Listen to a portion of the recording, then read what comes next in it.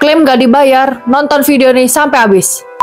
Halo teman-teman semua, nah kali ini aku mau bahas tentang alasan kenapa kok di luar sana ada ya klaim itu bisa nggak kebayar. Satu, pembohongan data ya. Jadi kalau misalnya nih kalau ada nasabah dia nggak mau melaporkan dia punya riwayat kesehatan, nah itu nggak bisa ya kalau diklaim kalau misalnya nih ketahuan sama pihak asuransi jika si nasabahnya ternyata udah tercatat yang di dalam medis.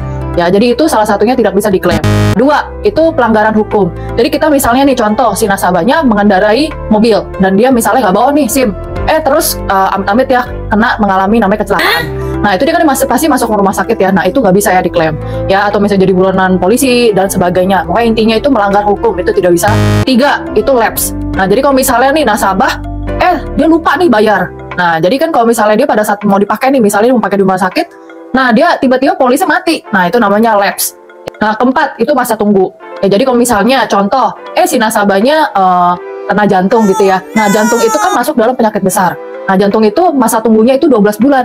Nah kita pakai contoh misalnya si nasabahnya itu kena nih di bulan kelima.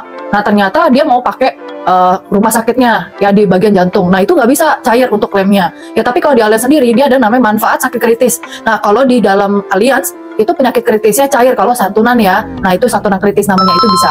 Ini nomor 5 itu manfaatnya yang tidak diambil. Jadi kita contoh ya, misalnya si nasabah dia ngambil itu cuma asuransi kesehatan aja, tapi amit-amit ya misalnya si nasabahnya meninggal dunia. Ya tapi dia menuntut tuh untuk keluar santunan jiwanya dan itu tidak akan cair. Kenapa? Karena dia cuma ambilnya manfaat dari asuransi kesehatan aja. Nah itu contoh ya, manfaatnya itu tidak diambil.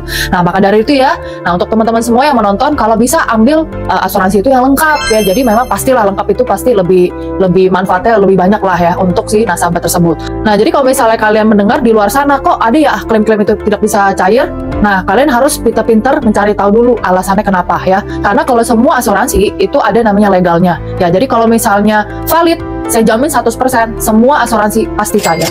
Oke, jadi kalau kalian butuh untuk info seputar insurance ya, atau misalnya mau nanya-nanya tentang klaim-klaim, boleh dengan saya ya, dengan Cici Helen Asuransi. Thank you, sehat selalu ya.